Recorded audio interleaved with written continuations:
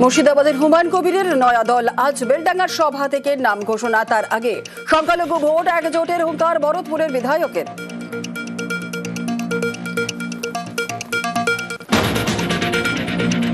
হুমায়ুনের বাবরি নিয়ে রাজনৈতিক বিতর্ক, গন্ডগোল পাকাতে রাজনৈতিক ষড়যন্ত্র তো আরএসএস প্রধান মোহন ভাগবতের। পরিকল্পিত একটা ষড়যন্ত্র। কখনোই বাংলার বুকে দ্বিতীয়বারের জন্য হিস্ট্রি বাবরি মসজিদকে রিপিট করতে পারবে না।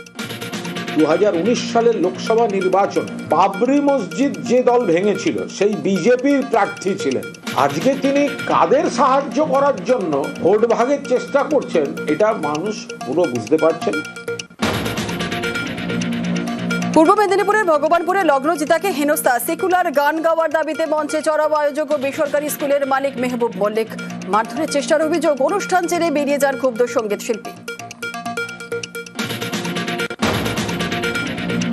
নালিশ জানাতে গেলে গড়িমসি ভগবানপুর থানার বিরুদ্ধে অভিযোগ লগ্নজিতার। ওসির বিরুদ্ধে বিভাগীয় তদন্ত, শিল্পীকে হেনস্থায় গ্রেপ্তার অভিযুক্ত।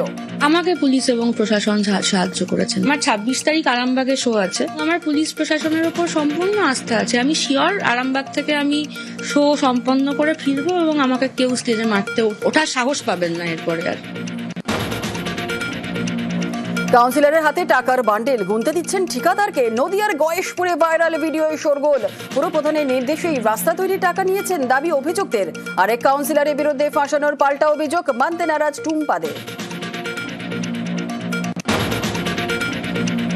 ঠাকুরবাড়িতে বিজেপির কোন্দল, মন্ডল সভাপতি নিয়ে কাজিয়া। বনগা জেলা সভাপতির গাড়িতে শিকল, অভিযোগ সুব্রত ঠাকুরের বিরুদ্ধে। তালা খুললেন শান্তনু ঠাকুর। গাইঘাটার বিধায়কের চাপে 4 মাস পর মন্ডল সভাপতির নাম ঘোষণা। 26 আগে বিহার থেকে বাংলায় বিজেপির বাইক। স্থানীয় পদ্মনেতা সুনীল গুপ্তার নামে 55টি বাইক ট্রেনে আনা হলো বর্ধমানে। বহিরাগত নিয়ে ভোট করানোর চেষ্টা, দাবি তৃণমূলের। অস্বীকার গেরুয়া শিবিরের। Top headlines